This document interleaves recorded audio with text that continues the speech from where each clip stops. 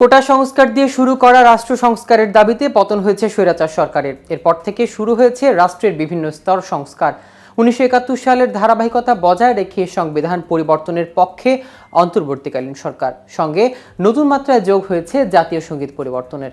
মঙ্গলবার বাংলাদেশ সেনাবাহিনীর একজন সাবেক ব্রিগেডিয়ার জেনারেল আবদুল্লাহিল আমান আজমি সংবিধানের সঙ্গে জাতীয় সঙ্গীত পরিবর্তনের দাবি জানান। এরপরই শুরু হয় আলোচনা সমালোচনা।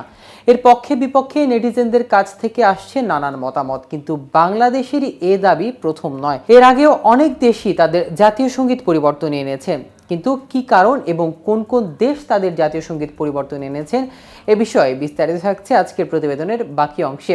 কেটিভি নিউজ 24 চ্যানেল থেকে আপনাদের সাথে আছি আমি মাহমুদুর রহমান সিয়াম। লিঙ্গ বৈষম্য, ভাবমূর্তি পরিবর্তন সহ বিভিন্ন কারণে অনেক দেশ তাদের জাতীয় সঙ্গীতের পরিবর্তন এনেছে। যেমন নাম্বার 1, অস্ট্রেলিয়া। প্রধানমন্ত্রী স্কট মরিসনের ঘোষণার পর 2021 সালের 1 জানুয়ারি থেকে অস্ট্রেলিয়ানরা তাদের জাতীয় সঙ্গীতের একটি ভিন্ন সংস্করণ গাইবেন। নতুন এ জাতীয় সঙ্গীতে অস্ট্রেলিয়াকে ইয়াং অ্যান্ড ফ্রি হিসেবে অভিহিত করা হবে না। আদিবাসীদের সুদীর্ঘ ইতিহাস ঐতিহ্যের প্রতিফলন ঘটানোর অংশ হিসেবে এ পরিবর্তন। Number 2, Germany.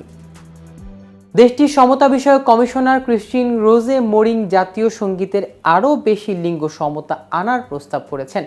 জাতীয় সঙ্গীতে যে অংশ ফার্টারল্যান্ড অর্থাৎ পিতৃভূমি বলা হয়েছে, সেখানে হাইমার্ড অর্থাৎ জন্মভূমি লেখার প্রস্তাব জানিয়েছেন তিনি। তবে চ্যান্সেলর অ্যাঙ্গেলা মার্কেল সহ অনেকেই মনে করেন জাতীয় সঙ্গীত পরিবর্তন আনার প্রয়োজন নেই। Number 3, Australia.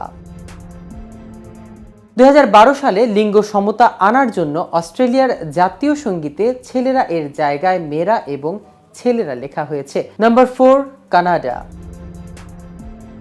উত্তর আমেরিকার এই দেশটিও সম্প্রতি তাদের জাতীয় সঙ্গীতকে আরও লিঙ্গ নিরপেক্ষ করেছে। সঙ্গীতের দ্বিতীয় লাইনে তোমার সব ছেলেরা এর জায়গায় লেখা হয়েছে আমরা সবাই। নাম্বার 5, নেপাল।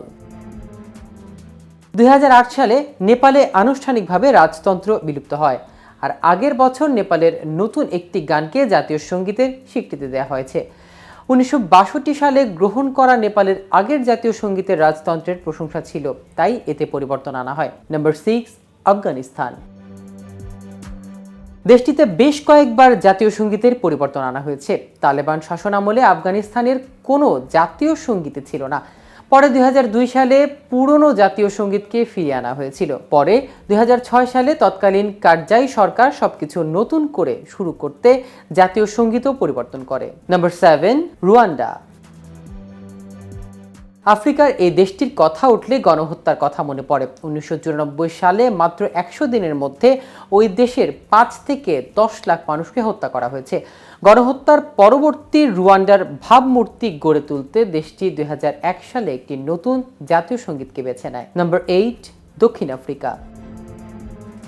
দেশটি 1997 সালে আগের দুটি জাতীয় সঙ্গীত থেকে কিছু অংশ নিয়ে নতুন একটি জাতীয় সঙ্গীত তৈরি করে।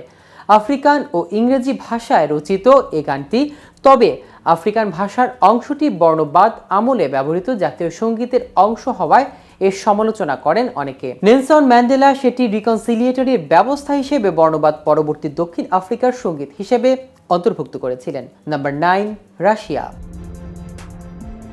ভ্লাদিমির পুতিন 2000 সালে রুশ প্রেসিডেন্ট হিসেবে দায়িত্ব নেওয়ার পর 1990 সালের আগে ব্যবহৃত জাতীয় সঙ্গীত ফিরিয়ে আনেন। তবে গানের কথায় কিছুটা পরিবর্তন আনা হয়। 1990 সালে যে জাতীয় সঙ্গীত গ্রহণ করা হয়েছিল তাতে কোনো কথা না থাকায় আন্তর্জাতিক প্রতিযোগিতায় অংশ নেয়া অ্যাথলেটিকরা এর সমালোচনা করেন।